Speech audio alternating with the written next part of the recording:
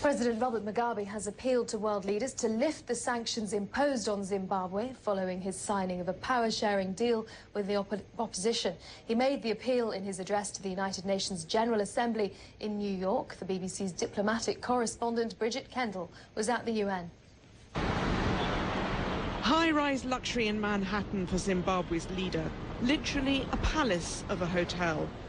It's a rare trip abroad for a president usually hemmed in by sanctions, a far cry from the dire poverty and inflation faced by most people back home. No wonder he's dancing a jig on his way out. Every year, President Mugabe comes here to the United Nations to defy his critics and show he's still in power in Zimbabwe. But this year is different. Now he's signed a deal with his opponent. The big question is whether his grip on power is finally weakening. Not according to him, apparently.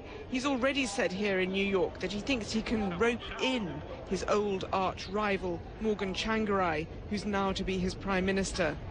The walk and the talk as he arrived at UN headquarters all exuded confidence. Senor Robert Mugabe. And from the podium, his message was loud and clear. Western sanctions had been vindictive and self-righteous. It was time they went. I would therefore like to appeal to those members of the international community who have imposed illegal sanctions against Zimbabwe to lift them so that my country can focus undisturbed on its economic turnaround program. So how long might Mr. Mugabe have to wait before Britain and the rest of the EU relax those sanctions? Well, the ball is in Mr. Mugabe's court. If he's ready to live up to what he's signed up to and the deal that he's done with Mr. Tsvangirai to redistribute power and shift power to someone who won the election, Mr. Tsvangirai, then there'll be engagement from the world on reconstruction. But it needs to be actions, not just words. We don't deserve those sanctions.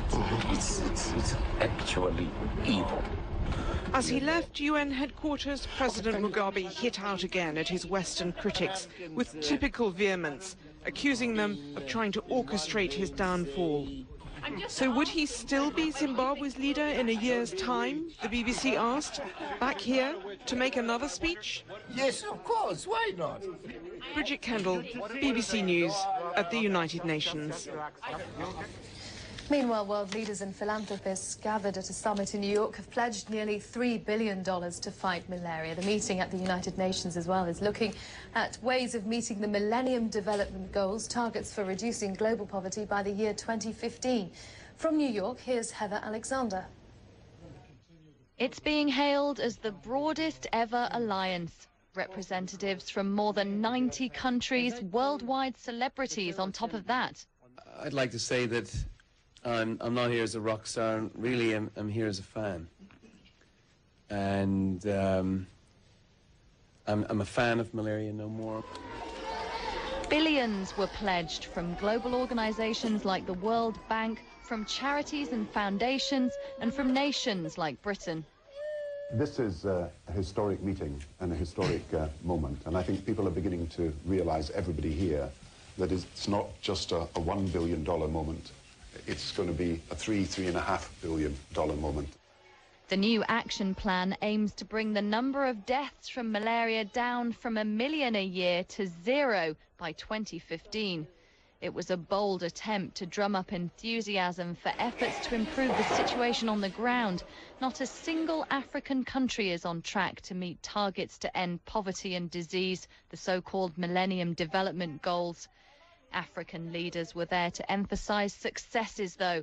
In Zanzibar, malaria has been almost eradicated with nets and spraying. Almost. Of course, our preoccupation now is to create the mechanisms to sustain the success so that we don't have a re-emergence, because we had succeeded.